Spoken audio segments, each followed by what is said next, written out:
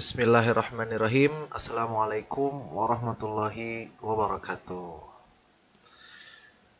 Alhamdulillahilladzi amarna bid-da'wah wa tablighir risalah wa usolli wa ubariku ala nabi khairul ummah Muhammad sallallahu alaihi wasallam alladzi awdaha lana kalamallahu fasirna alal bayyinatil wadihah wal hujjatil balighah wa man tabi'a nahjahu wa salaka hudahu ila yaumil lam takul lahu nihayah. Para anak-anakku sekalian, para ibu, para bapak yang saya hormati, anak-anakku yang saya cintai karena Allah Subhanahu wa taala. Perkenalkan, sebelumnya yang belum kenal, saya Faisal Dawasidki, biasa disebut Pak Faisal. Saya diamanahi sebagai guru tahfidz di SDIT Az-Zahra.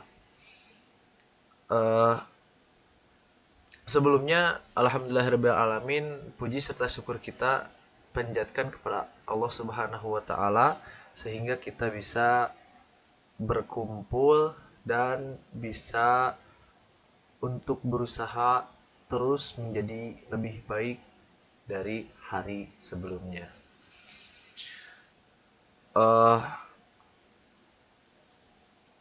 Tujuan saya untuk membuat video ini yaitu untuk menyamakan persepsi ibu bapak sekalian dan anak-anakku yang saya cintai mengenai tahfidz Al-Quran di SDIT Az-Zahra, yaitu bagaimana cara menghafalnya, bagaimana cara menyetorkannya, dan bagaimana cara mengulang-ulang hafalannya. Baik, sebelumnya kita harus mengetahui dulu ya apa itu tahfidz Al-Quran. Oke. Tahfidz yaitu adalah proses menghafal Al-Quran. Jadi di Az-Zahra itu mempunyai program unggulan yaitu adalah tahfidz Al-Quran, di mana kita berusaha anak-anak kita menjadi penghafal Al-Quran. Jadi bukan hanya untuk dibaca, tapi juga dihafalkan. Nah, targetan untuk kelulusan keluaran Az-Zahra itu yaitu 3 juz Al-Quran. Nah, 3 juz itu sekitar 30 lembar. Setiap juz itu terdiri dari 10 lembar. Nah, kecuali juz 30 ya. Juz 30 itu lebih. Jadi targetnya adalah juz 30, juz 29, dan juz 28. Dimana juz 30 terdiri dari surat An-Naba sampai surat An-Nas. Nah, juz 29 dari surat Al-Mulk sampai surat Al-Mursalat. Dan yang terakhir, juz 28 dimulai dari surat Al-Mujadilah sampai surat Al-Mumtahanah. Nah, kami berusaha terus untuk menjadikan anak-anak kita menjadi penghafal Al-Quran. Di mana Rasulullah SAW pernah bersabda, sebaik-baik orang di antara kamu adalah orang yang belajar Al-Quran dan mengajarkannya. Nah, khairukum man ta'allamal Qur'ana wa 'allamahu. Dimana ketika kita mengajarkan Al-Quran dan anak-anak pun belajar Al-Quran, itu adalah sebaik-baiknya manusia. Itu kata Rasulullah SAW. Makanya kita berusaha untuk menjadikan anak-anak kita sebagai penghafal Al-Quran. Tentu saja dengan cara-cara nanti yang akan dibagikan di sesi selanjutnya. Nanti dibagikan. Jadi Al-Quran ini kita mempunyai target sekolah itu 3 juz setelah keluar dari Az-Zahra. Ya kalau ya itu tergantung dari anak-anaknya juga. Kadang ada anak-anak yang bisa, ada yang juga yang lebih, dan ada juga yang kurang bisa. Itu tergantung dengan anak-anaknya juga. Tapi dilihat dari situasi dan kondisi. Tapi kebanyakan insya Allah pada bisa. Insya Allah kebanyakan pada bisa. Disesuaikan dengan kemampuan anaknya juga. Oke, tahfidz ini di pelajaran tahfidz ini kita mempunyai waktu khusus untuk mempelajari tahfidz. Nah, Az-Zahra ini mempunyai waktu tahfidz itu 1 hari setiap hari. Setiap hari ada pelajaran tahfidz. Nah, makanya ini adalah satu program unggulan sekolah.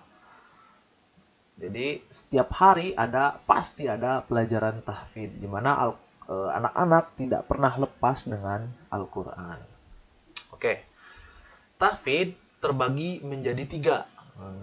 Jadi 3 nih tahfidz. Yang pertama adalah ziyadah, yang kedua adalah tilawah, dan yang ketiga adalah murojaah. Nah, jangan sampai terbalik ya. Nanti kita bahas apa itu ziyadah, apa itu tilawah, dan apa itu murojaah. Nah, tahfidz ini menjadi 3 dulu. Kita harus memahami tahfidz terbagi menjadi 3 di Az-Zahra ya. Ziyadah, tilawah, dan murojaah. Ziyadah adalah proses menghafal hafalan baru, menghafal Al-Quran tentunya ya. Ziyadah adalah proses menghafal hafalan baru yang belum pernah dihafalkan sebelumnya. Nah, jadi ayat yang belum pernah hafal itu dihafalkan namanya ziyadah. Bukan tilawah dan bukan murojaah. Nah, jadi ayat yang belum pernah dihafalkan sebelumnya. Biasanya dimulai dari juz 30 surat An-Naba. Masuk ke juz 29 dimulai dari surat Al-Mulk. Dan masuk juz 28 dimulai dari surat Al-Mujadalah. Kita lihat. Targetan ziyadah setiap hari anak-anak. Nah, ini targetannya nih. Nah, kelas 1 targetnya adalah 1-2 baris per hari. Nah, biasanya di surat An-Naba itu sekitar 3 ayat. Jadi 1 baris. 1 baris. 1 baris ya. Nanti kita lihat nih, 1 baris itu segimana sih? Kita lihat ya.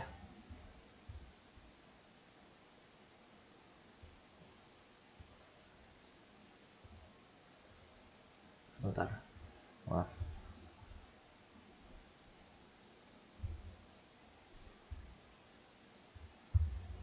Nah, 1 baris itu ini segini nih. Amma yatasaalun sampai alladzi hum fihi mukhtalifun.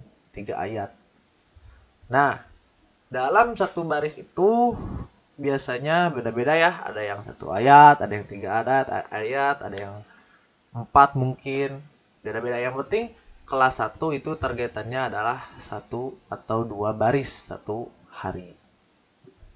Nah, bagaimana cara menghafalnya? Untuk kelas bawah biasanya di talaki.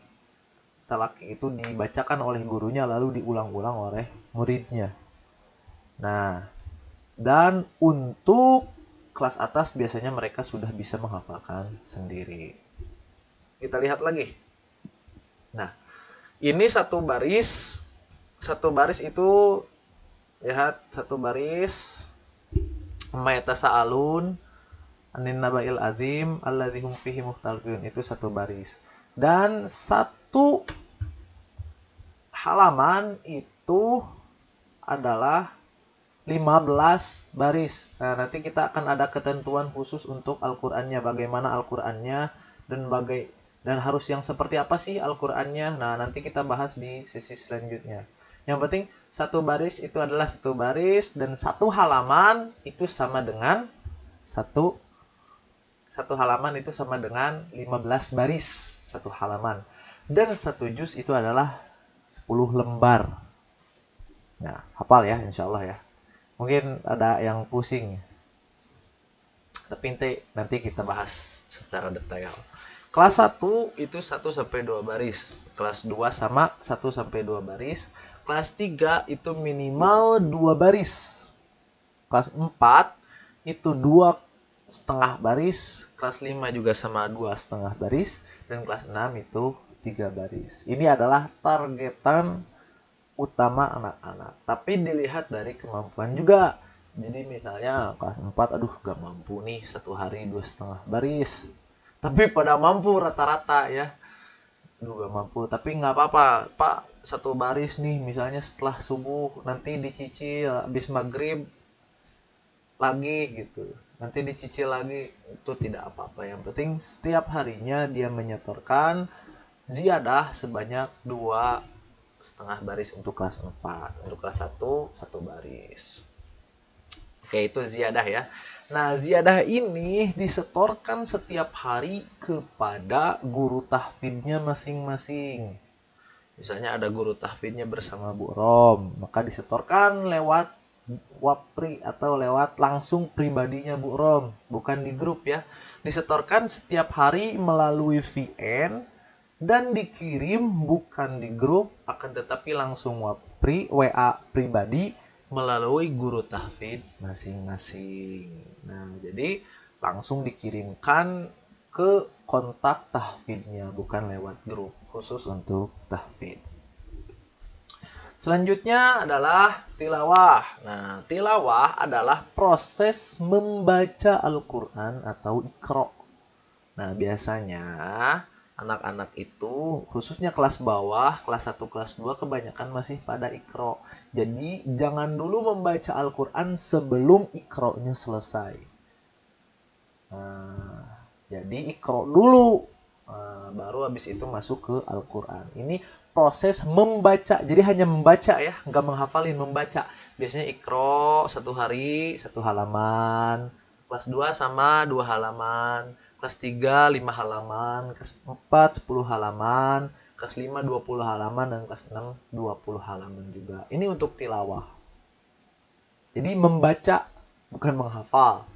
Membaca, hanya baca. Nah, biasanya tilawah ini dilakukan ketika waktu-waktu senggang, misalnya ba'da maghrib, terus misalnya ba'da subuh, tilawah bersama orang tuanya, diawasi oleh orang tuanya. Dan tilawah ini tidak perlu disetorkan, tidak seperti ziyadah. Kalau ziyadah tadi disetorkan kepada burom, kalau tilawah ini masing-masing bersama orang tuanya. Karena sekarang lagi online ya. Nanti masing-masing, kalau di rumah masing-masing sama orang tuanya. Biasanya kalau di sekolah itu sama wali kelas, dan jika di rumah itu sama orang tuanya, diawasi membaca Iqra dan atau Al-Qur'annya. Tidak harus mengirimkan lewat VN.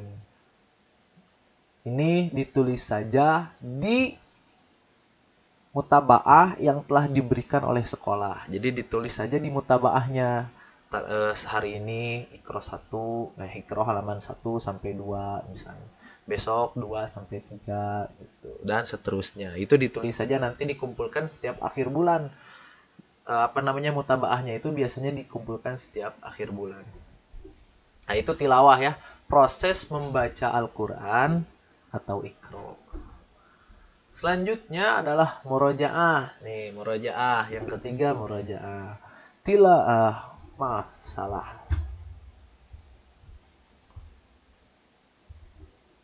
Oh, ini salah tulisannya ya.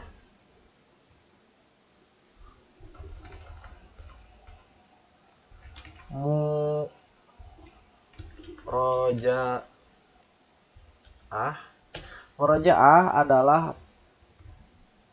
adalah proses mengulang hafalan Al-Qur'an.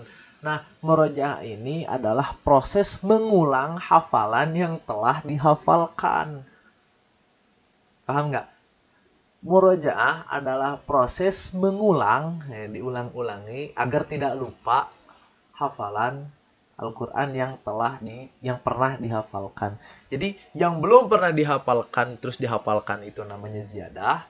Nah, kalau mengulang hafalan yang telah dihafalkan itu adalah murojaah. Jangan terbalik ya. Apa itu ziyadah, apa itu tilawah, dan apa itu murojaah. Murojaah adalah proses mengulang hafalan Al-Qur'an. Nah, murojaah ini biasanya terbagi menjadi 2. Yang pertama adalah murojaah tahfidz, Yang kedua adalah murojaah kelas. Nah, murojaah tahfidz itu sebenarnya mempunyai targetan khusus setiap kelasnya, seperti yang ada di teks yang ada di tulisan ini. Kelas 1, 1 sampai 2 halaman atau surat, kelas 2, 4 sampai 5 halaman, kelas 5 kelas 2, kelas 3, 5 halaman, kelas 4, 10 halaman, kelas 5, 15 halaman, dan kelas 6, 20 halaman. Akan tetapi biasanya murojaah tahfidz itu sesuai dengan kriteria anak. Dan biasanya juga biasanya juga guru tahfidznya mengirimkan setiap anak itu harus murojaah hari ini apa aja. Biasanya ditabelkan. Jadi murojaahnya misalnya an-naba 3 kali gitu. Walaupun tidak sampai 5 halaman, sampai 10 halaman. Biasanya guru masing-masing tahfidz mengirimkan murojaah khusus di tabel khusus setiap harinya. Jadi murojaahnya ini misalnya hari ini fulan murojaah dari surat An-Naba sampai An-Nazi'at gitu murojaahnya, mengulang-ulang. Jadi mengulang. Nah, bagaimana mengulangnya? Mengulang itu murojaah sendiri, diawasi sama orang tua enggak? Nah, orang tua boleh mendengarkan ketika anaknya membaca surat An-Naba, misalnya ditugaskan sama guru tahfidznya An-Naba An-Nazi'at. Nah, orang tua boleh mendengarkan apa hafalan anaknya.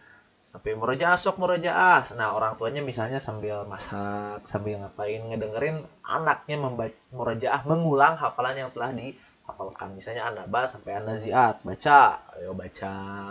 Anaknya sambil baca. Kalau lupa, anaknya boleh melihat Al-Quran. Tapi jangan terus melihat gitu, jangan. Tapi harus kalau hafal ya ditutup, kalau lupa ya boleh dibuka. Biasanya setiap guru tahfidz mempunyai kriteria masing-masing untuk membagikan kepada anak-anaknya sesuai kemampuan anaknya, sesuai dengan hafalan anak-anaknya. Karena hafalan anak-anak kan berbeda-beda, jadi kita tidak bisa menyamaratakan. Nah, terus dilanjutkan dengan murojaah kelas. Murojaah kelas itu sesuai perintah dari wali kelas masing-masing. Nah, untuk murojaah kelas itu bisa hanya mendengarkan dan boleh juga kalau dihafal sambil diikuti murotal yang didengarkan. Jadi misalnya nih murojaah kelas dari surat An-Naba sampai Abasa. Dia sudah hafal. Nah, boleh sambil mengikuti murotal, boleh juga dia murojaah sendiri gitu untuk murojaah kelas. Tapi biasanya sambil mendengarkan murojaah kelas itu. Jadi biasanya kalau di kelas itu bareng-bareng. Nah, kalau di rumah boleh hanya mendengarkan dan sambil diikuti. Nah, bagaimana nih kalau murojaah kelas itu belum hafal? Misalnya nih murojaah surat Al-Mulk sampai Al-Hasyr. Al-Mulk sampai Al-Qalam. Sementara anaknya belum hafal surat Al-Mulk sama Al-Qalam. Bagaimana solusinya? Solusinya yaitu tidak usah mengikuti ya, tapi didengarkan saja murotal yang ada di YouTube atau enggak ada yang ada di MP3 atau enggak yang ada di HP surat tersebut yang disuruh sama wali kelas. Itu boleh hanya mendengarkan. Paham ya? Jadi perbedaan murojaah tahfidz dan murojaah kelas. Murojaah tahfidz itu biasanya dibacain sambil kalau lupa dilihat, kalau ingat ditutup. Nah, kalau murojaah kelas itu boleh sambil mendengarkan murotal. Selanjutnya yaitu Al-Quran. Nah, kebanyakan banyak bertanya nih, bagaimana nih kriteria Al-Quran yang untuk Az-Zahra, kriteria Al-Qurannya. Nah, kami sudah berdiskusi banyak dengan tim tahfidz khususnya untuk menyamaratakan Al-Qur'annya. Maksudnya apa? Agar sama kualitas dan kuantitas anak ketika membaca Al-Qur'an. Syarat yang pertama yaitu tidak boleh Al-Qur'an itu ada terjemahan per kata. Jadi biasanya ada Al-Quran yang terjemahannya itu ada di bawah tulisan Arabnya. tulisan Arabnya di atas, langsung diikuti di bawahnya terjemah per kata. Nah, itu tidak dianjurkan oleh sekolah untuk untuk Al-Quran seperti itu. Kalau mau terjemah boleh, tapi di pinggir banyak, di pinggir boleh. Tapi kalau misalnya di bawah tulisan Arabnya ada terjemah, itu tidak dianjurkan oleh sekolah. Terus selanjutnya, tidak boleh Al-Qur'annya yang ada Latinnya. Nah, biasanya juga ada di bawah terjemah, udah ada terjemah di bawah kata, ditambah juga ada Latinnya. Kadang anak-anak itu pada membaca Latinnya, bukan membaca tulisan Arabnya. Nah, maka dari itu kita samaratakan agar anak-anak bisa untuk membaca Al-Quran dengan baik, kita menganjurkan untuk tidak ada terjemah di bawah bahasa Arabnya. Nih, lihat. Nah, seperti ini. Kalau bisa. Nah, ini tidak ada terjemah di bawah katanya. Di bawah kata bahasa Arabnya. Selanjutnya, apalagi gak ada Latinnya ya. Ini selanjutnya yaitu tidak boleh ada warna tajwid. Jadi biasanya kan ada warna seperti ini nih Al-Quran itu. Nah, ini juga tidak boleh karena kebanyakan anak itu ketika membaca Al-Quran, membaca panjang pendek, takutnya terus sampai gede gitu, tergantung dengan warna tersebut. Ini udah tahu nih, ini kan udah tahu ini nih. Jadi tergantung sama warna. Biasanya anak-anak itu ketika menghafal Al-Quran itu kalau sudah tergantungan pas kecilnya itu suka ke bawah-bawah sampai gede. Nah, makanya kami menghindari dari itu untuk tidak ada warna seperti ini nih yang ada di gambar ini. Jadi usahakan seperti yang tadi, yang ini. Nah, seperti yang ini. Ya, tidak dianjurkan seperti ini. Terus selanjutnya yaitu tidak boleh Al-Quran Madinah seperti ini nih. Nah, seperti ini. Covernya seperti ini. Biasanya kalau ini namanya Quran Madinah. Nah, Quran Madinah ini biasanya ini terbitan asli dari Madinah, dicetak dari Madinah, dibawa ke Indonesia. Jadi kalau Al-Quran ini emang sebenarnya agak sulit untuk anak diniyah, anak-anak SD untuk sulit. Biasanya Al-Quran ini dipakai untuk SMP dan SMA. Itu juga oleh orang-orang yang benar-benar sudah tahu tajwidnya dan sudah tahu panjang pendek yang benar gitu. Karena Al-Quran ini agak sulit untuk dibaca. Sebenarnya sulitnya itu di bacaan di kitabah Utsmaniyah asli kayak tulisan tangan aslinya, bukan sudah diedit di komputer. Jadi ini agak sulit. Usahakan covernya jangan yang seperti ini. Kebanyakan Quran Madinah tuh seperti ini. Nah, ukuran Al-Qur'annya yaitu adalah A4. A4 itu adalah seukuran dengan buku tulis. Nih, minimal segini nih. Ya. Enggak tahu lah kelihatan atau tidak. Pokoknya A4 sebesar buku tulis. Minimal sebesar seperti itu Al-Qur'an. Jangan yang lebih kecil misalnya. Kalau yang lebih besar ya tidak apa-apa lah, tapi jangan gede-gede banget. Nah, terus usahakan juga Al-Qur'annya tidak boleh ganti-ganti. Misalnya nih, ke sekolah Qur'annya ini, terus nanti pengajian di rumah Al-Qur'annya ini, terus buat di rumah Al-Qur'annya ini. Jangan seperti itu. Itu sangat-sangat mengganggu untuk menghafal Al-Qur'an. Jadi kalau penghafal Al-Qur'an itu Al-Qur'annya satu, ke sekolah ini, ke pengajian ini, di rumah ini. Jadi satu. Jangan ke sekolah ini, ke ini itu, ke madrasah itu, atau di rumah beda lagi gitu. Jangan sampai. Jadi Al-Quran khusus satu, udah nggak apa-apa, satu aja. Karena emang sangat-sangat mempengaruhi kepada kecepatan menghafal, ketepatan membaca, itu sangat mempengaruhi sekali ya. Jadi usahakan untuk Al-Quran itu satu, jangan pernah ganti-ganti.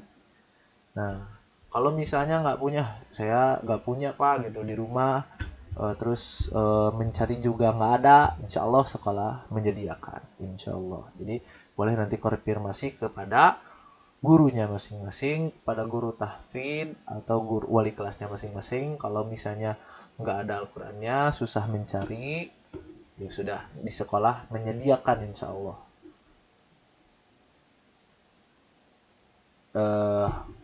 Maka dari itu semangat untuk menghafal Al-Quran. Kembali lagi kepada hadis Rasulullah SAW, khairukum man ta'allama Al-Quran wa 'allamahu. Sebaik-baiknya kalian adalah orang yang belajar Al-Quran dan mengajarkannya. Maka dari itu kepada ayah bunda yang ada di rumah, jangan pernah menyerah untuk mengajarkan Al-Quran. Karena dengan ayah bunda mengajarkan Al-Quran, insya Allah itu menjadi amal jariah. Kalau Rasulullah SAW, idza matal insan in qata'a amaluhu illa salas. Apabila seorang manusia itu meninggal, in qata'a amaluhu, itu terputus semua amalannya illa salas, kecuali 3. Yang pertama adalah sodakoh jariah.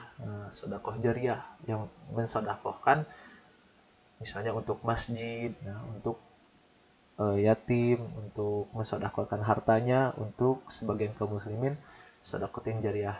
Terus yang selanjutnya adalah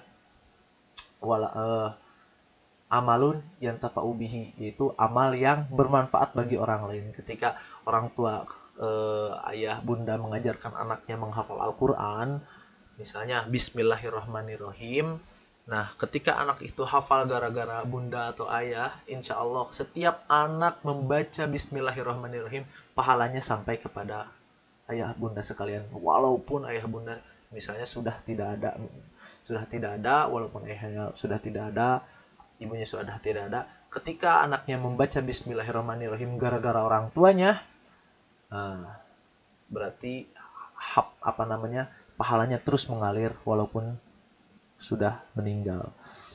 Terus yang terakhir adalah waladun solih yad'ulahu, ketika anak soleh yang mendoakan kedua orang tuanya. Nah, ketika seorang meninggal dunia dan ketika anaknya mendoakan kepada orang tuanya, kalau misalnya semoga anak-anak kita menjadi anak yang soleh ya. Ketika anak kita soleh, terus mendoakan kita ketika kita sudah tidak ada di dunia ini, maka itu adalah satu amalan yang tidak akan terlepas. Jadi terus amalannya mengalir gitu seperti air. Nah, maka dari itu terus semangat, terus khairukum man ta'allama Al-Qur'an wa 'allamahu. Sebaik-baiknya kalian adalah orang yang belajar. Nah, yang belum bisa, kita belajar gitu sedikit dan mengamalkannya yaitu mengajarkan kepada orang lainnya, walaupun sedikit bisa, tapi insya Allah sedikit demi sedikit menjadi bukit. Jangan menyerah, terus belajar. Kapan lagi kita bisa meluangkan waktu kita bersama anak kita? Kapan lagi kita meluangkan waktu kita untuk akhirat nanti, untuk tabungan kita di akhirat ya. Semoga semangat terus. Semoga kita menjadi ahli surga ketika kita menghafal Al-Quran, dan ketika kita berusaha untuk belajar Al-Quran, semoga kita menjadi ahli Al-Quran dan ahli surga tentunya. Bersama keluarga kita, insya Allah kita saling memanggil nanti di akhirat, saling tolong-menolong di akhirat nanti. Jika ada anak yang benar-benar soleh, insya Allah tidak akan pernah lupa bersama orang tuanya. Semoga amalan kita diterima oleh Allah Subhanahu wa Ta'ala. Mungkin cukup sekian dari Bapak. Jika ada pertanyaan apa, boleh ditanyakan kepada guru lahbidnya masing-masing. Wassallallahu ala Muhammad wa ala alihi wa mawalah. Wassalamualaikum warahmatullahi wabarakatuh. Semangat untuk mengajar Al-Quran.